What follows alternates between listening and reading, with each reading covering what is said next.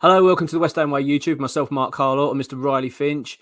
Riley, it's a subject that this is going to be the last time, by the way, ever mention this Is it man's going to be the name. last time? It's going to happen next summer as well. We'll be doing the same videos, mate. It's not going to be the last time. This is the last time. I'm not talking about this man ever again. So, Jesse Lingard has gone to Nottingham Forest. He has, yeah.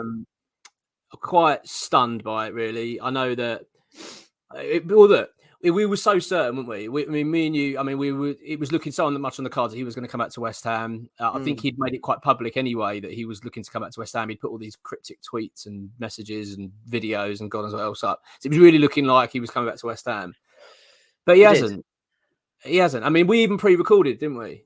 We did, yeah. Embarrassingly, we did. I mean, I wasn't as sure as you were. I did say at the time, I was like, "Are you sure it's as close as you think it is?" But yeah, we did. We did do a video confirming that he was a West Ham player. So the world will never see that video. Thankfully, no, it's going in the bin, and it will never. It's going right in the bin. Yeah, it's getting burnt with all of the money. But yeah, just what a mental situation. I mean, of all clubs as well. No disrespect to Forest, which obviously it's at some point it's going to seem that way.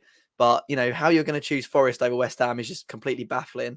You can talk about history, you could talk about potential, but right now we are miles clear of Nottingham Forest. They've only just got back in the Premier League and through the playoffs. They didn't even manage to do it in the league. So, you know, how he's chosen Forest over us, especially on a shorter deal, it's baffling, really, isn't it? But it is, yeah.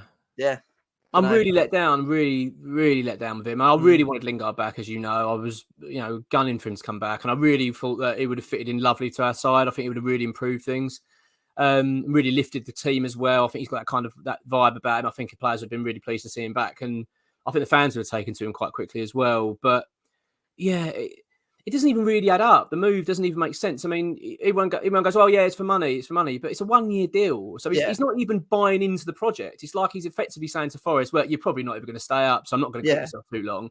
It's just like it's such a pathetic move. If he signs a 3-year deal with us on 100k a year, he literally makes 100k a week. Sorry, he literally makes like close to 2 or 3 million more than if he did like 200k a week at Forest for 1 year, and then he has to go all out again. I mean, it does kind of seem like it is the money, and all throughout the window, we've been led to believe that it's about being called up for England.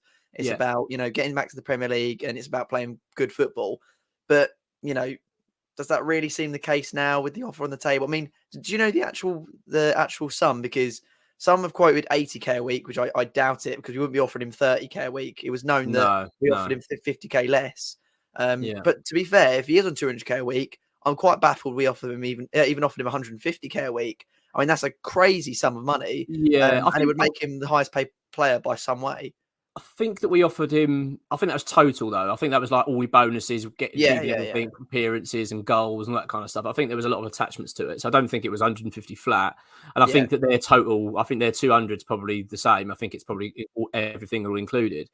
But what annoys me about it more is that you say, he's at an age really where he could be getting back in the England squad. Like, why is he so bothered about money at the moment? I really just don't understand it. And this is from a multi-millionaire footballer. It's not a man that's sitting. If West Ham offered him 10 grand a week, and for us to come in with 200 grand a week, fair enough. You go, yeah, look, this is like life-changing amount of money. I can't say no to that. I get it. We offered him a really good deal. I believe it was something like 2 years with an option of a third, or maybe even 3 with an option of a fourth. So it was like a really decent deal for him. What it really stinks of for me is that his family, his dad, I believe, is his agent and all that, and let's say the Lingard camp, is that they've just looked at this and thought he's going to earn 200 grand a week, lovely job, but it's more money now. And then in 12 months, he can walk away again and go through the same shite and start going, "Oh, I'm a free agent. Who wants to buy me now?" I just think it just stinks of just greed. There's no ambition there. We're talking, if the difference is 50k, we're talking about 2.4 million difference across a year, right? That's peanuts to him, isn't it? Surely, like 2.4 million when he earns, God knows how much. And also, it's not like once football's finished for him, that's it. He doesn't earn another penny. He's got lots of opportunity to make more money elsewhere. We know, he's very big in the social media world. He likes fashion. He's involved in all this kind of stuff. And, who knows, he might even stay in football. I doubt it, but it looks like he could do. So I just don't understand this bizarre level of greed. I mean, even for people like us, we can all move around for money. Anyone can just go around and go speak to an agency and go, oh, look, I just want to earn loads of money. And then you could go and get a job, work there for 6 months, look around again, go and get another job, earn a bit more money. Everyone can do that. But where's your life? Who wants to spend their life just walking around, just going, I just want to be, I want to be paid as much as I can. I don't care who I work for. I just want to earn as much money as I possibly can. It's just a strange thing to do. I mean, like, all right, so if I was going to do that, if I was going to have that mentality, maybe I'll do that at the end of my life, at the end of my career, the last, say, 5 years. I might go, look, I'm just going to go and get a big whopping job. Don't really like it, but it pays really well. And I can then just keep my mind on retirement. Maybe that's how I'd feel. But Lingard's not near retirement. He's 29. He's still got he could realistically play for another 4, maybe 5 years in the Premier League, realistically. I mean, all right, that might be pushing it, but he could do that. And he's still, a fit young bloke. So I'm just so disappointed in him. And I can imagine Moyes must be absolutely fuming that he's once again spent another transfer window with this bloke who seems to tease the fact that he wants to come back to West Ham. And then just does that, just sticks his fingers up at the end and go, no. I mean, let's be honest. He could have come back to West Ham after his loan, but he got talked into staying. And I think he got talked into staying. Nothing to do with Ole Gunnar Solskjaer and appearances. I think he was kept in staying before they said, wind your contract down. Wind your contract down. Stay for a year. Who gives a shit if you don't play for another year? Yeah. But fuck England. You're not going to play for England anyway. Look, get rid of that. But then you can wind your contract down. You get a nice big payday at the end of it. And I think this is what it's all about, mate. Money. Yeah, I could tell you're really aggravated, man. I could tell you're really disappointed. I mean, for me, I'm happy with it. I never wanted Lingard back at the club, and I've had that stance throughout the whole window. So, and I think, to be honest, if we had have caved in, we'd have looked. I mean, it already looks pretty embarrassing for us already, right? He snubbed Forest for us. It makes us look like we don't really have any ambition because we're not giving him the wages that he wants, and Forest are. And he's basically all of this has been sort of us just waiting on Lingard. We said weeks ago that Lingard we should have turned around to Lingard and said, he gave us a deadline. He gave us a deadline for the end. I was like, who is this guy? He's given West Ham a deadline. He's a free agent for a reason. Like, I couldn't believe it. We've been so just waiting on his move. Oh yeah, don't worry, make your mind up. Make your mind up. He's made his mind. I was like, yeah, end of the week, mate. Otherwise, I'm gone. I'm like, he's just come across, and I don't think he really is like that. But he's come across as a very arrogant, childish footballer throughout this whole thing, throughout the TikTok videos, social media posts, the cryptic messages. Like, he's not an actual professional. And you talk about disrupting the dressing room, bringing Lingard in on 200k a week, that kind of guy who thinks he's worth that amount of money. It's just pure arrogance, isn't it? Like, it just pisses me off. Like, I don't understand what Jesse Lingard thinks he's done in the last 5-6 years to deserve 200k a week. He had a 6-month spell at West Ham that was brilliant. And then he didn't play for United last season when they were awful. Barely played for the season before and won him an FA Cup. And he thinks I can ask for 200k a week. It's just, it's crazy to me. Yeah, no, you are right, mate. I mean, you are correct. There's no two ways about it. We've dodged a bullet. I mean, that's how I'm seeing it now. I mean, I really that because I had the memories of the loan spell and thought I'd been great. But ultimately now, when I see what he's been doing, and you say, I don't know whether he's really like that. I'm sure he's a really decent fella.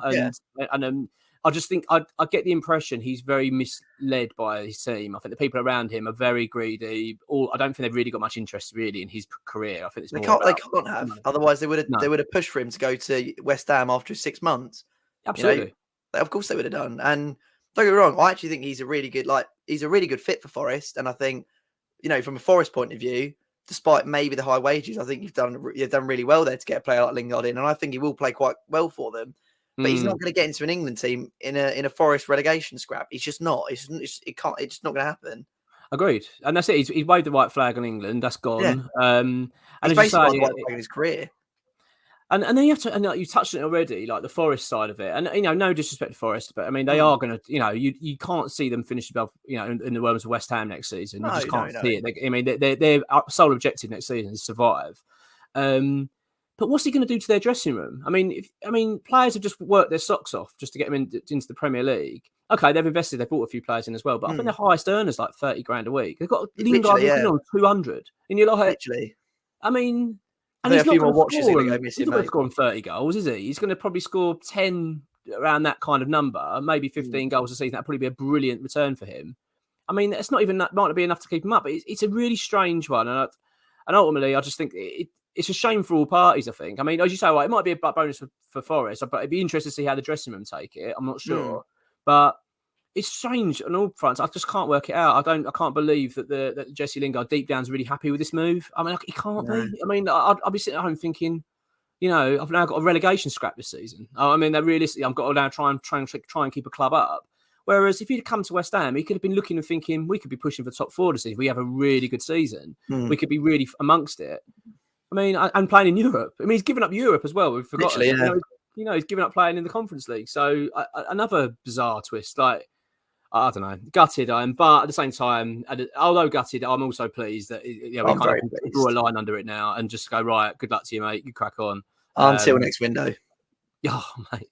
I mean, can you wholeheartedly tell me if Lingard runs out his deal at Forest, you're telling me there's not even one bit of you that thinks Moyes is not going to go back in with Jesse Lingard?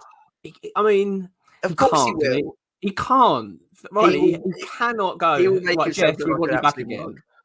I mean, the only way I could see that happening is if he's phenomenal for Forest and they go down. Oh, yeah. Or actually, no, they stay up and then he's a free agent. If he's phenomenal from the season, if he scores, say, 15, 20 goals, creates a lot and keeps them up well, and then he goes, right, I'm a free agent, I don't want to stay. And then I can imagine West Ham might come back in for him and say, look, do you want to come back?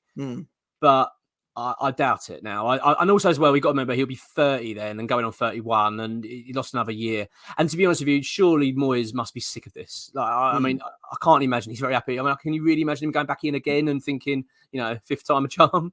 I don't know. Yeah, that's the thing with him. Like, he's a very kind of like, I don't use the word cold because I think that's quite harsh, but he's a professional. He is very cold. He's like, he's like a machine. He doesn't, he's very spiky. He doesn't he wears his heart on his sleeve. He doesn't care if anyone sees his emotion. So for me, I can't imagine Moyes been on the end of the blower going, oh, that's right, mate, take your time. I thought it'd be kind of like, listen, make a decision. If it's us, it's us. If it's not, it's not. I just want to know because I need to get on with my life, mate. But he honestly has looked like an absolute mug in this situation. He's been completely mugged off and we look like a mug because of it. Anyway, I really bloody hope that we don't go in for him next season, whether he scores 20 or 40. But there's only one thing that's for certain, isn't it? He's scoring against us. He just is. Oh, mate. It's going to happen. And it's going to be the most annoying thing ever. I lose 8-0 to Forest. I couldn't care less. If Jesse Lingard scores a goal against us at 2:00 on whenever we play Forest, I swear to God, it's going to be the worst. The West Ham fan base, you won't want to go on Twitter. It's going to be outcries.